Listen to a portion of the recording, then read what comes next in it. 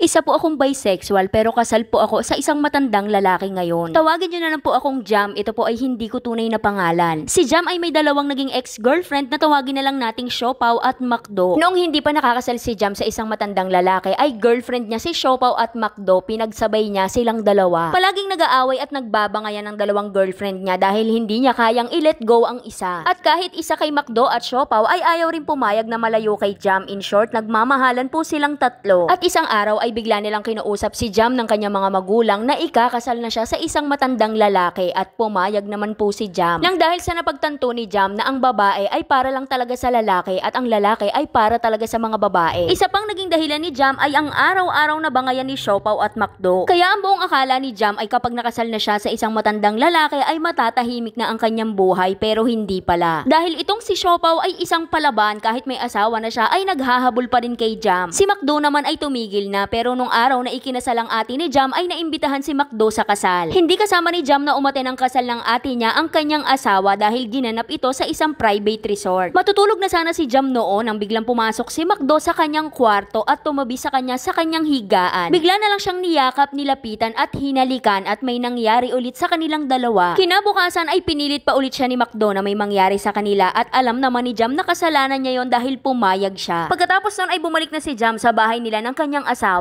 Nang bigla namang magparamdam itong si Siopaw na nagchat sa kanya at sa kanyang pamilya na nagsasabing miss na miss niya na itong si Jam at gusto niyang makasama. Habang ito namang si Jam ay sobrang rupok kaya napapayag naman siya ni Siopaw. Pareho niya raw kasing mahal si Siopaw at Macdo pero mas mahal niya raw si Siopaw dahil ito ang kanyang greatest love. Kaya ang ginawa ni Jam ay nag-check-in silang dalawa ni Siopaw at nag-success daw ang araw na yon dahil may nangyari sa kanilang dalawa. At ito na po ang pangalawang beses na niloko ni Jam ang kanyang asawa. At habang nangyayari ang mga lokohang ito ay meron na silang isang anak ng kanyang asawa. Nagkaroon din ng reunion ng kanilang eskwelahan at dahil magkabatch si Siopaw at si Jam ay pareha silang umaten. At sakto naman na palabas pa lang si Jam ng kanyang sasakyan, hindi pa siya totally nakakalabas ay bigla nang tumakbo sa kanya papalapit si Siopaw at bigla siyang hinalikan. Na para bang gigil na gigil sa kanya si Siopaw kaya tinulak siya ni Jam dahil sobrang daming tao ang nakakita. Isa pa ay dahil nung araw na yon ay may iba pang kasamang other woman etong si Jam. Maraming nakakita na tinulak niya si Siopaw kaya nahiya na rin itong si Jam at umuwi na lang sila. Habang ang asawa naman ni Jam ay walang kaalam-alam sa mga pangyayari dahil busy siya sa work at medyo may pagka-slow na siya. Pero ang sabi dito ni Jam ay mahal na mahal niya raw ang kanyang asawa. Sa ngayon po ay nangungulit pa rin si Siopaw pero si Macdo ay hindi na. Madalas kasi kami magkita ni Macdo dahil kahit anong okasyon ang meron ng ate ko ay palagi siyang invited. Ano po ba ang kailangan kong gawin para tumigil na si Siopaw? Gusto ko lang po sana ng peace of mind, Ate Charis. Mahal ko po si Siopaw pero mas mahal ko po ang sarili kong pamilya. PS, babaeng-babae po si Siopaw at Macdo, hindi rin po ako mukhang tombis. Mahaba po ang buhok ko, Ate Charis. Medyo may panglalaki lang po akong pumorma. Sana po maikwento ito, aabangan ko po kahit gaano katagal. Hanggang dito na lang, Ate Charis. Kung ang hinihingi mo ng peace of mind ay hindi mo yan maibibigay sa sarili mo kung patuloy kang makikipagkita sa kanila at gagawa ng kasalanan sa iyong asawa. Kung ang tanong mo ay papaano titigil si Siopaw sa pangungulit sa'yo, yun ay pag tumigil ka na rin makipagkita sa kanya. Dahil titigil lang naman sila kapag mismong ikaw ay umayaw na rin sa kanila dahil sila wala naman silang masisirang pamilya, ikaw ang may asawa. Ang ibig kong sabihin, kahit 20 pa silang babae na nagkakandara pa sa'yo, kung ikaw mismo ayaw mo, wala naman silang magagawa eh. Ibig sabihin, choice mo pa rin na lokohin si Thunderbird. Kung gusto mo ng tahimik na buhay at peace of mind, edi lubayan mo na si Siopaw at Macdo pati yung mga other woman. Mahalin mo na lang yung asawa mo dahil kagaya nga ng sinabi mo, medyo may pagka-slow na siya dahil sa kanyang katandaan, kaya kawawa naman siya kung patuloy mo itong gagawin. So, shoutout muna kay June Carl de la Cruz,